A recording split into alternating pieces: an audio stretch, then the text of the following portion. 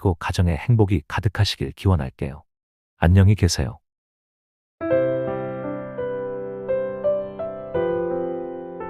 할머니는 웃으며 며느리 앞에 음식을 내려놓으셨고 며느리는 분노로 가득 찬 눈빛으로 할머니를 노려보다가 급기야 음식 그릇을 들어 벽에 던져버렸습니다. 이거나 드세요. 나한테 이런 걸 먹이라고. 저도 할머니도 정말 깜짝 놀랐습니다. 안녕하세요. 오늘도 찾아주셔서 감사합니다. 오늘은 대전 유성구에 살고 있는 김철수님의 사연입니다. 여러분, 들어보셨던 것처럼 며느리에게 무언가 굉장히 큰 사건이 있었던 것 같은데요. 무슨 일이 있었는지 제보된 사연 읽어드리겠습니다. 들어보시고 김철수님께 위로든 조언이든 해줄 수 있는 말이 있으면 말씀해 주시길 바랄게요. 좋아요와 구독 그리고 알림 설정 눌러주시면 매일 올라오는 사연 함께 들어보실 수 있습니다. 그럼 사연 바로 읽어드리겠습니다. 안녕하세요. 저는 아들 하나를 두고 있는 평범한 가정의 가장입니다. 손자가 태어나면 온 집안의 웃음이 끊이지 않고 화목함이 더 가득 찬다고 하잖아요. 그런데 저희 집은 반대였습니다. 손자가 태어나면서 제 인생에서 가장 큰 사건이 터져버렸어요. 물론 아이 탓은 아닙니다. 단지 그동안 숨겨져 있었던 진실이 출산으로 인해 드러난 것뿐이죠. 흔히 부모님과의 갈등을 이야기하면 그래도 부모인데, 그래도 어른인데 이런 얘기들 많이 하잖아요. 그래서 주변에 알리지도 못하고 끙끙 앓고 있다가 고민 끝에 이렇게 사연을 보내봅니다. 이렇게라도 한번 털어놓고 이제 그 기억은 묻어두고 살아가려고요. 저는 고아원에서 자라 큰 외아들입니다. 당연히 고아원 원장님은 제가 어릴 적부터 저를 금이야 오기야 키우셨고 저 역시 그런 원장님께 효도해야 한다는 마음 하나로 살았어요. 그렇게 제가 성장하고 취업을 하고 또 너무나도 아름답고 착한 지금의 제 아내를 만나 1년간의 연애 끝에 결혼까지 골인했습니다. 사실 고아원 출신이라는 게 쉽지 않은 조건이었음에도 불구하고 아내는 흔쾌히 저와 결혼하겠다고 나섰어요. 그리고 아내가 먼저 나서서 원장님을 모시고 같이 살자고 제안하기도 했죠. 그런 며느리를 맞이해 원장님도 굉장히 기뻐하시는 모습이었어요. 저희는 원장님 집에서 신혼살림을 차렸고 맞벌이를 하다 보니 생활도 생각보다 여유로웠고 밥은 저희 대신 원장님이 신경 써 주시기도 하고 아내도 틈날 때마다 원장님을 도와드리는 모습에 저는 매일매일이 흐뭇했어요. 영화에서 아빠들이 싱글벙글하며 디데에 가득 차 퇴근하는 모습을 보면 그 마음을 좀 알 것 같더라고요. 매일매일 퇴근하는 길이 즐겁고 기대가 됐죠. 제가 세상에서 제일 사랑하는 두 여자가 사이좋게 절 맞이해주는 모습을 보면 하루의 피로가 싹 가시는 것만 같았어요. 가끔 문제가 생기기도 했지만 아내가 노력하는 모습도 너무 좋았죠. 하루는 그런 일이 있었습니다. 원장님이 옛날부터 견과류 알레르기가 심한 편이셨는데 아내는 그 사실을 몰랐던 터라 호두가 들어간 음식을 만들어 저녁상에 올렸던 겁니다. 냄새나 식감으로 호두가 느껴질 정도는 아니고 정말 밀양이라 저랑 원장님도 그냥 모르고 지나가 그날 새벽에 갑자기 원장님 입술이랑 얼굴이 퉁퉁 붓기 시작하고 호흡도 힘들어하셔서 응급실에 가고 나서야 저녁에 먹은 음식이 문제였다는 걸 알 수 있었습니다. 아내는 당황한 건지 무언가 말을 하려고 하는 건지 안절부절하는데 침대에 누운 원장님이 아내 손을 잡고 말씀하시더군요. 괜찮아. 그럴 수도 있지. 몰라서 그랬지 뭐. 내가 미리 말을 했어야 했는데 괜히 신경 쓰게 해서 미안해. 걱정하지 마라. 알았지? 많이 힘드실 텐데.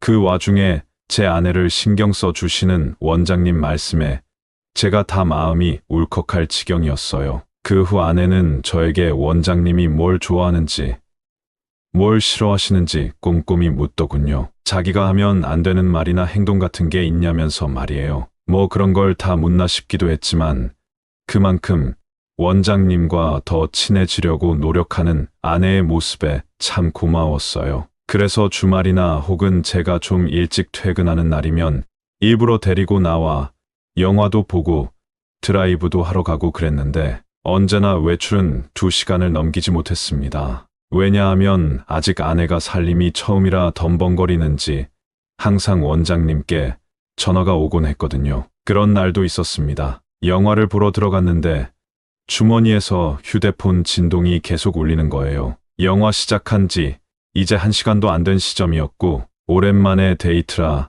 나중에 보면 되지 하고 말았는데 정말 10분이 넘는 시간 동안 계속해서 진동이 울리길래 뭔가 싶어 짜증도 나고 회사에 무슨 급한 일이라도 있나 싶어 살짝 나가서 휴대폰을 확인해 봤어요. 그런데 원장님이 전화를 10통 넘게 하고 계시더라고요. 저는 집에 무슨 일이라도 났나 싶어서 정말 깜짝 놀라 전화를 걸었습니다. 원장님, 무슨 일이세요? 집에 무슨 일 있어요? 아니야. 미안하다. 오랜만에 나갔는데. 아니, 지난번에 내가 여행 갔다 오면서 사준 목걸이 있잖니. 그게 갑자기 안 보이네. 내가 청소하면서 어디 치워놨나 해서 그거 물어보려고 전화했어. 아, 그거요? 이따가 집에 가서 같이 찾아드릴게요. 그래, 아유. 근데 나는 내 물건 없어지면 이렇게 가슴이 콩콩 내려앉고 그래. 집에 도둑 든 걸까봐 무섭기도 하고 이 넓은 집에 혼자 있으려니 또 무슨 일 날 것 같고. 알겠어요. 그럼 일단 아내한테 물어보고 다시 전화드릴게요. 저는 극장으로 들어가 아내에게 속삭였어요. 혹시 원장님 목걸이 치웠어? 지금 그거 찾으신다. 목걸이. 원장님이 목걸이가 있으셨던가? 난 못 봤는데. 그 와중에도 휴대폰은 계속 진동으로 울리고 있었고 그 사실을 알아챈 아내는 인상을 찌푸리며 자리에서 일어났습니다. 아니야. 영화마저 보고 가자. 당신 보고 싶어 했던 거잖아. 집에 갈 때까지 계속 전화 올 텐데 뭐. 집에 가서 목걸이나 빨리 찾자. 아내에게 좀 미안했지만 원장님이 워낙 아끼시는 거고 또 그래서 그렇게 찾으시는 걸 알다 보니 사실 저도 그냥 집에 가는 게 마음이 편하긴 하더군요. 그렇게 집으로 돌아와 3시간 동안 온 집안을 다 뒤지고 나서야 목걸이를 찾을 수 있었습니다. 주방 찬장에 있더군요. 아내는 그게 왜 거기 있냐고 물었고 원장님은 내가 청소하다가 놓고 깜빡했네. 어쨌든 찾았으니까 됐다 하시며 목걸이를 갖고 들어가셨죠. 어쨌든 잃어버린 물건을 찾았으니 다행이라 생각했어요. 또 그런 일도 있었죠. 일하다가 아내가 다쳤다는 연락을 받고 급하게 집으로 달려갔어요. 아내는 손과 발에 붕대를 칭칭 감은 채 침대에 누워 울먹이고 있더군요. 원장님은 제가 집에 도착하자 제 아내를 보며 눈물 지으셨어요. 아, 어쩌다냐. 저건 피부에 흉터라도 남으면. 아, 내가 주의를 줬어야 하는 건데 어쩌다 그런 거예요? 아니, 내가 괜찮다고 나중에 하라고 하는데도 글쎄 애가 굳이 김치를 담그겠다고 하자니 김치통을 들고 가다가 그만 자기 발에 떨어뜨려서 내가 할 걸 다쳐도 내가 다 쳤어야 했는데 어쩌니 미안하다. 미안해. 그렇게 눈물 짓는 원장님을 저는 꼭 안아드렸어요. 괜찮다고 걱정하지 마시라고 말이에요. 그런데 그때 아내가 시뻘개진 얼굴로 원장님을 노려보며 소리치더군요. 원장님. 그러자 원장님은 아유, 내가 보기 싫을 만도 해. 괜히 내가 사고를 쳐서. 일단 너희끼리 쉬고 있어. 난 방에 가 있을게. 미안해라 하며 방을 나가셨어요. 저는 처음 보는 아내의 모습에 놀라기도 하고 자기 걱정해주는 원장님에게 소리 지르는 아내가 야속하기도 해서 한마디 했습니다. 아무리 아파도 그렇지. 자기 걱정해 주시는데 그렇게 소리 지르면 어떻게 해? 많이 아파. 나랑 다시 병원 갈까? 아니면 약 줄까? 걱정. 누가 누구를 걱정해? 됐어. 당신이 뭘 알아. 됐으니까 그냥 나가. 가서 원장님이랑 얘기하든 친구들 만나든지 해. 나 지금 혼자 있고 싶어. 전 아내의 그 말에 어딘가 찝찝하긴 했지만 거실로 나와 시간을 보냈습니다. 그렇게 밤이 지나갔고 다음 날 저는 아내를 데리고 다시 한번 병원을 찾았습니다. 정확한 상태가 궁금해서요. 그런데 아내의 상태는 생각보다 심각했습니다. 어제 응급처치는 다 해드렸지만 환자분은 일단 부상 정도가 심합니다. 화상도 있고 새끼 발가락은 골절되기까지 해서 다각적인 치료가 필요해요. 당분간은 다친 부위 사용하시면 안 되니까 쉬면서 회복에만 집중하시고. 의사 선생님의 말씀에 아내는 눈물을 뚝뚝 흘렸습니다. 그러면서 뭐라고 중얼거리는데 뭘 하는지 하나도 안 들리더라고요. 그날 이후로 아내는 회사를 그만두고 집에서 쉬며 회복에만 전념했습니다. 그런데 사건 이후로 뜨거운 음식에 대한 트라우마가 생겨서 국물 요리를 못 먹더군요. 국밥이며 찌개며 하물며 국물이 자작한 볶음 요리까지도요. 저와 원장님은 그런 아내를 위해 항상 마른 반찬 위주로 식사를 하며 조금씩 심리적 상처를 감싸 안아주려고 노력했습니다. 그럼에도 불구하고 어느 순간부터 집안 분위기가 이상하더군요. 원장님은 분명 아내를 살뜰히 챙겨주시고 계신데 아내 반응이 좀 무덤덤해할까? 감흥이 없다 해야 할까? 그래서 슬쩍 말을 건네봤죠. 아내에게 물어봤습니다. 요즘 무슨 일 있어? 원장님 말씀이 별로 대꾸도 안 하고 분위기도 그렇고 많이 힘들어. 아직 예약 날짜까지 남긴 했는데 우리 내일이라도 병원 가 볼까? 아니, 원장님 말이야. 아니야, 됐어. 아내는 그 말만 남기고 침대에 돌아누워 버렸습니다. 아무래도 몸이 아프니까 힘들어서 그런 걸 수도 있겠다 싶어 저도 더 이상 뭐라고 말하지 않았습니다. 다만 다음 날 출근하면서 원장님께 아내를 좀 더 잘 부탁드린다고 신경 써 달라고 부탁드렸죠. 원장님, 아무래도 제가 빨리 출근하고 늦게 퇴근하다 보니까 아내가 원장님과 있는 시간이 더 길잖아요. 그렇지. 그게 왜? 제가 없는 동안 아내 좀 잘 부탁드려요. 요즘 몸이 좀 힘든가 봐요. 제가 잘 챙겨주려고 하는데 아무래도 시간이 부족하니까. 그래. 걱정 말고 넌 얼른 출근이나 해. 내가 새아이랑 얘기도 해보고 잘 보살펴 줄게. 저는 그 말에 가벼운 마음으로 출근을 했습니다. 퇴근했을 때쯤이면 아내 기분이 좀 좋아져 있겠지. 어쩌면 싱글벙글하고 있을지도 모르겠다 하면서 말이에요. 하지만 제 예상은 완전히 빗나갔습니다. 집에 돌아갔을 때 원장님은 싱글벙글 웃고 계셨지만 아내는 방에 들어가 있는지 보이지 않더라고요. 제가 들어가자 원장님은 후다닥 현관으로 나와 제 가방을 받아주시며 고생했다고 맞아주셨습니다. 근데 내는요? 아까 피곤했는지 방에 들어가서 자는 거 아닐까? 그렇게 방에 들어갔는데 아내는 불도 안 켠 채 깜깜한 방 안에서 침대 끝에 걸터 앉아 멍하니 허공을 바라보고 있었습니다. 제가 아는 아내의 모습이 아니었어요. 그 순간 본능적으로 심장이 쿵하고 내려앉는 것만 같았습니다. 이유는 모르겠지만 불안감이, 위기감이 막 그런 것들이 엄습하는 기분이었죠. 왜 그래? 우리 분가하자. 갑자기 그게 무슨 소리야? 이렇게 살다가는 내가 미칠 것 같아서 그래. 우리 분가하자. 월세 원룸이라도 좋아. 어디 작은 방이라도 좋아. 제발 분가하자. 나 좀 살려줘. 저는 도대체 아내가 무슨 말을 하는 건지 영문을 모르겠더군요. 그래서 일단 아내를 진정시키며 말했습니다. 여보, 우리가 당장 분가하면 원장님은 어떻게 해? 내가 먼저 원장님 외로우실 거라 했었잖아. 아기 나오면 돌봐줄 사람 필요하고. 그렇지 않겠어? 아내는 아무 말도 못하고 눈물만 주룩주룩 흘리더군요. 나 힘들어. 너무 힘들어.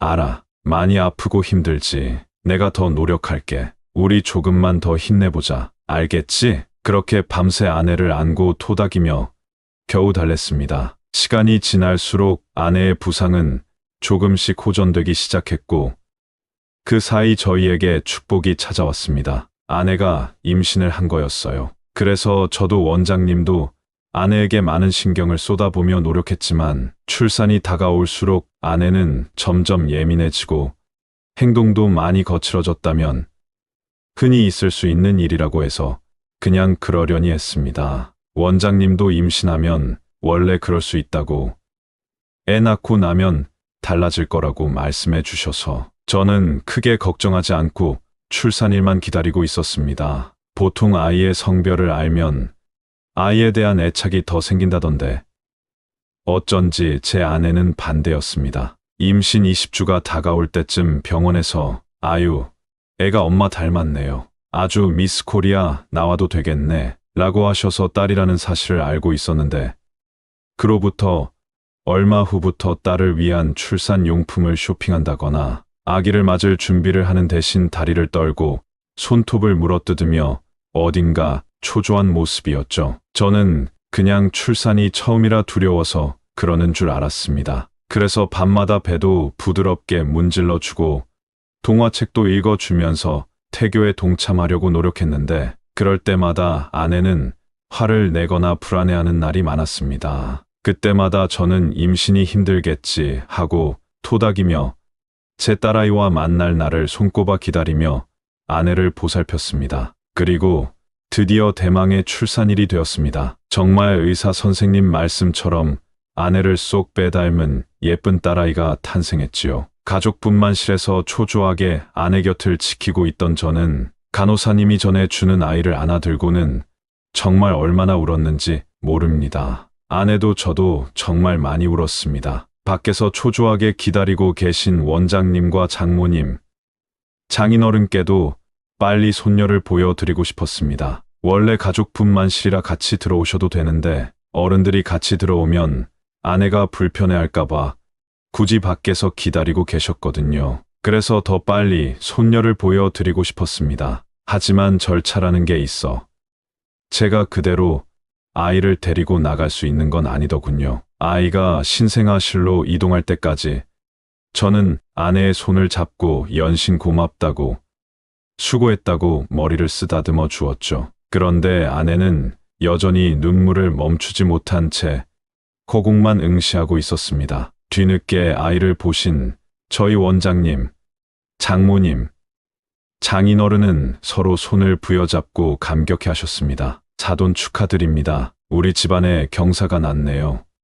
경사가, 그러게나 말입니다. 이게 다 사위가 예쁜 우리 며느리 낳아주신 덕분입니다. 우리 아이가 이렇게 예쁜데 다른 아이들 사이에서도 벌써부터 혼자 빛이 납니다. 이를 어쩌면 좋다 합니까? 하면서 웃음과 함께 즐거운 분위기가 흘렀죠. 그렇게 병원에서 출산을 마치고 며칠간의 입원이 끝난 뒤 아내와 아이는 집 근처 산후조리원으로 향했습니다. 원장님이 직접 산후조리를 해주겠다고 하셨지만 아내가 반대했습니다. 아내 입장도 이해는 됩니다. 자기는 누워있고 시어머니가 조리를 해주면 마음이 불편할 테니까요. 그래서 저도 요즘은 다들 산후조리원에서 조리해.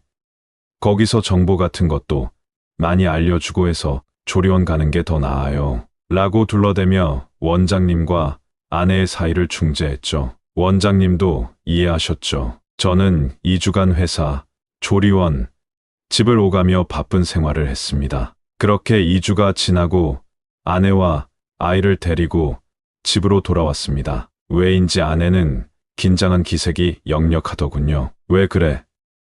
왜 그렇게 얼어있어? 집이 오랜만이라 그래. 그냥 좀 갑자기 어색하네. 긴장도 되고. 아유, 긴장하게 뭐 있어. 우리 집인데 얼른 들어가자. 저는 대수롭지 않게 생각하고 아내와 아이를 데리고 집으로 갔습니다. 이미 원장님이 저희 방에 아기 침대도 놓고 모빌도 달아 예쁘게 꾸며 놓으셨더라고요. 아, 이걸 언제 다 하셨어요? 저한테 시키시지. 혼자 힘들지 않으셨어요? 이 정도 가지고 뭘. 할미가 돼서 이 정도는 해줄 수 있다. 이렇게 예쁜 손녀가 세상에 또 어디 있담 하며 원장님이 저희 딸의 뺨을 쓰다듬으려 하자 아내가 자기 몸 쪽으로 거칠게 아이를 당겨 안고는 방으로 들어가 문을 닫아버렸습니다. 아, 저 사람이 아직 좀 예민해서 그런가 봐요. 죄송해요. 원장님, 아니다. 아니야. 원래 애 낳는 일이 그렇게 쉽지가 않아요. 내가 잘 보살펴줘. 내가 미역국 끓여놨으니까 이따 갖다 줄게. 네, 알겠어요. 제가 방에 들어갔을 때 아내는 이미 아이와 침대에 누워 눈을 감고 있는 상태였습니다. 자기, 아무리 그래도 좀 심한 거 아니야? 원장님이 손녀 한번 만져보려고 하시는 게 그렇게 거슬려 약간 짜증 섞인 말투로 말을 걸자 아내는 인상을 쓰며 일어나더군요. 왜 만지는데? 만지는 이유가 뭔데? 좋아하지도 않으면서. 그게 무슨 소리야? 원장님이 첫 손녀라고 얼마나 예뻐하시는. 웃기고 있네. 그거 다 슈야. 쓸데없는 기집애 가졌다고 매일같이 구박하던 게 누군데. 누가? 원장님이 그랬다고? 아니, 예민해도 할 말 안 할 말은 좀 가려해. 왜 사람을 모함해? 더 챙겨주시려고 미역국까지 끓여놓고 기다리시는 분을. 미역국은 누가 먹는데? 뭘 넣었을 줄 알고 어떻게 먹어? 나 그 미역국 안 먹어. 절대 안 먹을 거니까 방 근처에도 가져오지 마. 아내는 씩씩대고 있었고 저도 화가 머리끝까지 오르기 직전이었어요. 그때 방문을 노크하는 소리와 함께 원장님이 들어오셨습니다. 작은 상에 국 한 그릇과 밥 한 그릇을 올려서 말이죠. 아이고, 아가, 배고프지? 원래 모유 수유하면 시도 때도 없이 허기지고 그래. 밥 한 숟갈 뜨고 잠을 자든 쉬든 해. 그래도 몇 주 만에 집에 왔는데 해줄 수 있는 게 이것뿐이라 어쩌니. 그래도 내가 제일 좋은 미역이랑 한우 특 등급으로 끓여온 거니까 맛은 괜찮을 거야. 원장님은 웃으며 아내 앞에 상을 내려놓으셨고 아내는 씩씩거리며 원장님을 노려보다가 급기야는 미역국 그릇을 들어 벽에 던져버렸습니다. 너나 먹어. 나한테 더러운 거 들이밀지 말라고. 저도 원장님도 정말 깜짝 놀랐습니다. 원장님에게 소리를 지르자 아이는 까무라치게 울고 원장님은 본인 가슴을 팍 치시며 통곡하였습니다. 전 그 모습에 눈이 돌아 아내의 뺨을 때리려고 손을 들었습니다. 그런데 그 순간 아내가 휴대폰을 꺼내 들고는 무언가를 재생하다. 넌 내 남편한테 분가하자고 했니? 근본 없는 게 어디서 분가 타령이야. 분가 타령이 기가 막혀. 분가하면서 벗어날 수 있을 거라고 생각하나 본데 그거 아주 착각이다. 너 어디 감히 모자 사이를 갈라 놓으려고 들어? 한 번만 더 내 귀에 그런 소리 들려봐. 그땐 이 몸뚱아리를 죄다 풀어놓고 말 테니까. 쓰잘데기 없는 기집애 하나 가져다 놓고 몸이 그렇게 무거워? 꼭지 같은 걸 낳겠지. 아유, 그걸 어쩌지. 엄마 닮아서 손도 늘릴 텐데. 아유, 그건 크자마자 집안일 교육부터 시켜야지. 아, 빨리 안 일어나? 빨리 움직여. 나 때는 애 갖고 바쁘도록 끝낼 생각 마라. 우리 집 안에 들어왔으면 되는 어야지. 아들 낳을 때까지 너는 그냥 나 죽었다 하고 임신이나 해. 알았어? 전부 원장님의 목소리였습니다. 다만 녹음된 음성 속에는 제가 그동안 사랑했던 누구보다 존경하고 제게 너무나 인자하던 원장님은 없었습니다. 정말 당황스러웠습니다. 뭘 믿어야 하는지, 지금 나한테 무슨 일이 벌어지고 있는 건지 모든 것이 혼란스러웠죠. 당신 출근하면 정말 매일같이 친구들 불러 잔치하고 그 준비며 뒤처리는 다 내 몫이었죠. 딸 가졌다고 쓸데없는 게 들어왔다고 구박하고 우리 애까지 욕하는 당신 원장님 정말 진절머리나. 아내는 울먹이며 떨리는 목소리로 말을 이어갔습니다. 나 왜 다쳤는지 알아? 그거 당신 원장님이 시킨 거야. 내가 무겁고 뜨거워서 지금 혼자 옮기면 안 된다고 몇 번이나 말했는데 젊은 게 뺀질거리게 한다고 헛소리 말고 당장 김치통 내놓으라고 쳐서 김치통 옮기다가 손잡이 부러져서 내 다리에 떨어진 거라고. 저는 원장님을 바라봤고 원장님은 당황한 눈빛으로 손을 내저으셨는데 아니, 저게 미쳤나. 출산하고 머리가 어떻게 됐나 보다. 제정신이 아니야. 믿지 마. 저 정신병원 보내야 돼. 정신병원 전화번호가 몇 번이지? 그러자 굵은 눈물을 뚝뚝 흘리던 아내가 버럭 소리를 질렀습니다. 미친 건 내가 아니라 당신이야. 아들 앞에서만 잘해주는 척하는 원장님인 척. 그 두 얼굴에 내가 얼마나 혼란스러웠는지 알아. 내가 얼마나 힘들었는지 알아. 호두 사와서 나보고 호두 음식 만들려고 시키더니 그거 먹고 응급실에 실려가질 않나. 동네 사람들한테 내가 밥 안 준다고 욕하고 다니질 않나. 사람 힘들게 하려고 작정했어? 도대체 나한테 왜 그러는데 왜? 저는 그제야 상황이 파악됐고 제 분노의 화살은 원장님에게 향했습니다. 원장님도 그 사실을 눈치챘는지 걸음을 치며 당황하시고 아니, 그게 아니라 내 말 좀 들어봐라. 저는 그 순간 아내의 손을 잡고 한 손에는 아이를 안아들고 현관으로 향했습니다. 너 어디 가니? 나랑 얘기 좀 하자니까. 됐어요. 어떻게 원장님이 그럴 수가 있어요? 제가 원장님을 얼마나 믿었는데. 미안하다.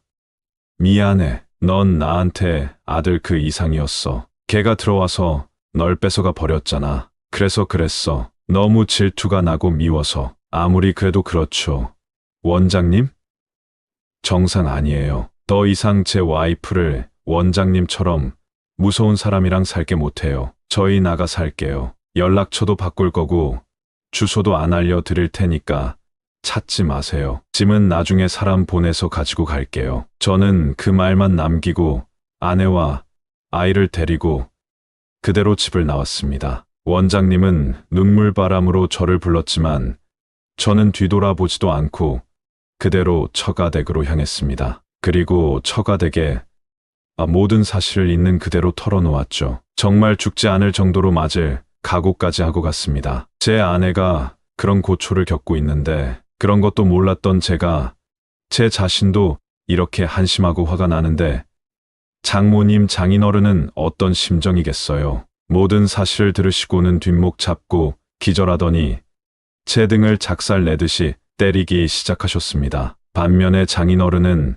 한참을 가만히 계시다가 제 손을 따뜻하게 잡아주셨어요. 이제 알았다니 다행이고 이제라도 내 딸 지켜주겠다는 의지가 다행이네. 그래도 원장님인데 후회하진 않겠나? 후회 안 합니다. 앞으로 잘하겠습니다. 지켜봐 주세요. 그래. 둘이 행복하게 살기만 하면 돼. 우리가 좀 도와줄 테니까 작은 아파트라도 하나 얻어서 다시 시작해봐. 따뜻한 장인어른의 말씀에 저는 한참을 울었고 그렇게 저희의 신혼은 다시 시작되었습니다. 그간 겪은 일로 인해 아내는 그때부터 현재까지 여전히 정신과 치료를 받고 있습니다. 많이 좋아지긴 했지만 아직도 때때로 그때 힘들었던 기억을 꿈으로 꾸거나 이유 없이 불안해져 약을 먹어야 하는 상황이 오기도 해요. 그래도 딸아이 키우면서 좋은 엄마로, 좋은 아내로 잘 버텨주고 있어서 제가 너무 고마워하고 있습니다. 집에서 나온 뒤로 원장님과의 연락은 모두 차단했습니다. 어떻게 알았는지 원장님이 저희 집으로 딱 한 번 찾아온 적이 있었습니다. 딸 예방접종하러 간 날이라 주말 오전에 나갔었는데 저희 집 문 앞에 원장님이 서 계시더군요. 저는 본능적으로 아내와 아이를 막아섰습니다. 여긴 어떻게 알고 오셨어요? 아유. 희야. 어떻게 천륜을 저버리고 살려고 그러니? 내가 잘못했다.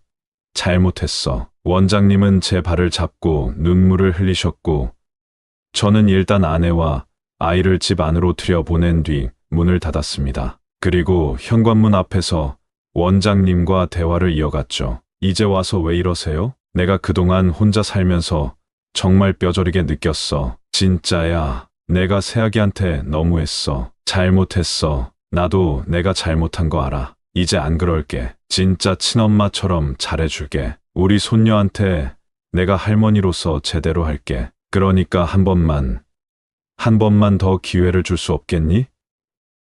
내가 모든 걸 다 아낄게. 모든 걸. 원장님은 정말 작정한 듯 결연한 말투로 말씀하셨지만 어쩐 일인지 저는 고민조차 되지 않더군요. 오히려 원장님이 그럴수록 제 생각은 굳어져 갔습니다. 여기서 약해지면 내 아내와 내 아이를 지키지 못한다는 생각이 들었습니다. 그래서 저도 단호하게 말했습니다. 원장님이랑 다시 같이 살 생각 없어요. 아, 그럼 연락만이라도 좀 받아. 이러다 엄마 혼자 죽기라도 하면 너 어떡하려고 그러니? 그렇게 약하신 분 아니라는 거 알아요. 자꾸 이렇게 찾아오시면 또 이사 가서 숨을 수밖에 없어요. 찾아오지 마세요. 연락할 일 없겠지만 제가 연락할 때까지 저희한테 연락도 하지 마시고요. 그 말만 남기고 원장님을 아파트 입구까지 억지로 끌고 나가 택시 태워 보내드린 뒤 집으로 돌아왔습니다. 어쩌면 불효자식 소리를 들을지도 모릅니다. 그래도 낳아주고 키워준 분인데